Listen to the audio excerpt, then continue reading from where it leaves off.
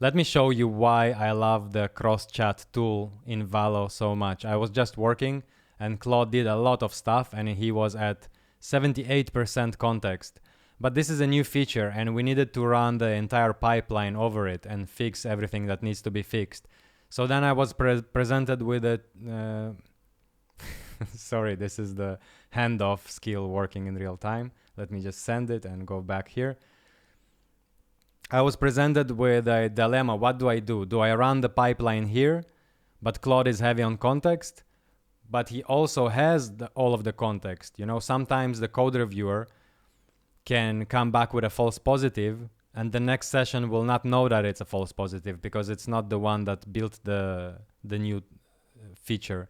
It doesn't understand the why and how. It doesn't have all of the handoff context. So I told to the session, just decide. Either you run the pipeline here, either you just hand off to the next session, but the next session will not have the context. And then I remembered the next session can just message, and that's it. And that's the safety net. That's how you can keep context, cross chats, cross projects. So now there is a session working here, sending the pipeline. Code reviewer is checking for bugs, security, style issues. And if this session feels like it doesn't know if something a false positive or not, it's just using the cross chat tool, messages this session, asks it, and it has just a little bit more context. You know, usually you can get compaction at 1060, 1080. Sometimes you can even stretch it to 200,000 tokens. I'm not even sure what it depends on exactly. That's inside the CLI. Maybe I can actually hunt it down one day because it's open on GitHub. But maybe it's even deeper because what I've noticed, it depends on how important the task is to complete. If it's very important, then Claude can stretch it out. It's almost like there is some other layer that decides when it's time to compact. Maybe even, maybe I'm giving too much credit to Anthropic, but maybe, I was about to say maybe, imagine some fast model like Haiku or something, monitoring like the last message, seeing if the task was done or not, or if there is still something important to be done.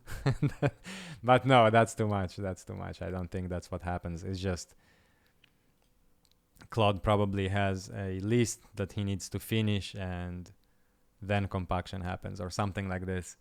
Because Claude he doesn't know the exact numbers, but he is context aware. He is, by the way, you can even notice that.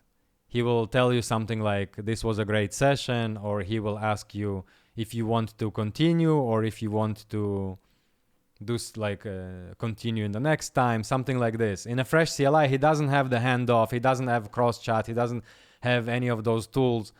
He doesn't have context trim, context deletion, none of that. So he doesn't even has anything to offer. He's just trying to hint at you that the context is getting heavy. But in Valo, Claude can just offer himself. Do you want a handoff? I can prepare a handoff. And the handoffs are great. Much better than compaction, because compaction is summarizing everything that was done. And the handoff skill in Valo tells Claude what to do next.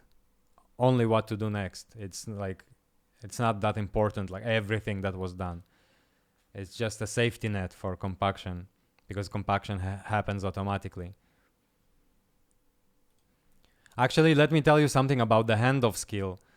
The handoff skill is so good, here it is, that when Claude receives a handoff, the thinking starts with great handoff, good context, stuff like that. I should screenshot more of that because I don't have it right here. I had it somewhere. I should start collecting them actually. It's a good idea. Okay, with that said, let me just maybe touch on a few new things in Valo. You have the custom picker, custom permissions, right?